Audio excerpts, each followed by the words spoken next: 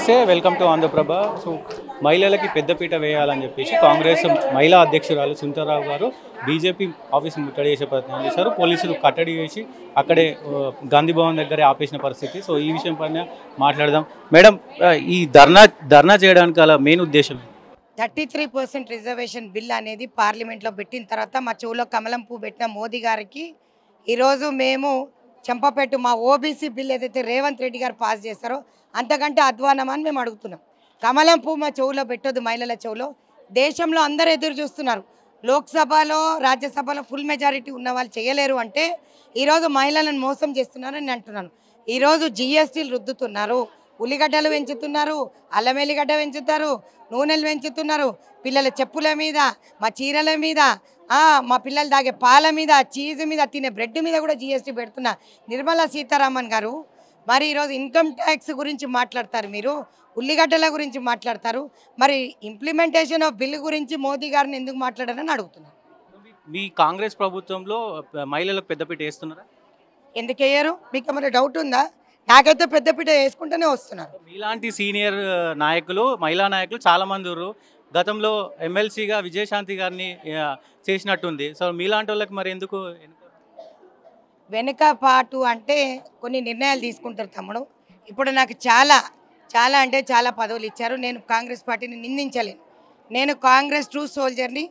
మా ఇన్ఛార్జ్ వేణుగోపాల్ గారి పైన ఇవన్నీ ఆధారపడి ఉన్నాయి. సోనియా గాంధీ గారు నిర్ణయం తీసుకుంటారు. ప్రియాంక గాంధీ గారు కూడా వస్తున్నారు. రాబోయే కాలంలో ప్రియాంక గాంధీ కూడా ఆర్గనైజేషన్ ఇన్ఛార్జ్గా వస్తున్నారని మేము విన్నాం. సంతోషం. ఏఐసిసి ఇన్ఛార్జ్గా మీనాక్షి నటరాజన్ గారు కూడా వచ్చారు. గతంలో నేను పిఎస్సి మెంబర్, ఏఐసిసి మెంబర్ కూడా అయ్యాను. అదేవిధంగా మహిళా కాంగ్రెస్ అధ్యక్షులుగా అయినాక కూడా నాకు ఎమ్మెల్యే టికెట్ ఇచ్చారు. నేను కరడు కట్టిన కాంగ్రెస్ కార్యకర్తను కాబట్టి నేను అనుకుంటాను ఇంతకంటే పెద్ద పదవి ఏదైనా ఇస్తాడేమో రేవంత్. మీలాంటి మహిళా నాయకులు, మీలాంటి ఇంకా కాంగ్రెస్ కోసం పనిచేసిన వాళ్ళు చాలా మంది ఉన్నారు కదా. ఇక్కడ నుంచి చాలా మంది బీజేపీకి పోయినరు. బీజేపీ వాళ్ళలో ఎంతమంది మా చెల్లెళ్ళకు చోటు ఇచ్చినారో ఫస్ట్ చెప్పమనండి. నంబర్ 1. సెంట్రల్లో ఎవరికి ఎంతమంది ఇచ్చినారో చెప్పమని చెప్పండి. మా దగ్గర కొంచెం సముద్రం లాంటి పార్టీలో అవకాశాలు మిన్న, దాంట్లో అన్నీ చూసుకొని చేసి వెయ్యాలి. నేను అందుకే మొన్న ఓబీసీ మీటింగ్లో ఒకటే మాట అన్నా రేవంత్ అన్నతోటి, అన్నా నేను ఒక్కదాన్ని చాలన్నా బీజేపీ బీఆర్ఎస్ని సంలాంచనీకి. కానీ హైకమాండ్ ఏ నిర్ణయం తీసుకున్నా మా అధినాయకుడు రాహుల్ గాంధీ గారు మేము అది కట్టుబడి ఉంటాం. మాకు సముచితమైన స్థానం రాదు అని అనడం తప్పు.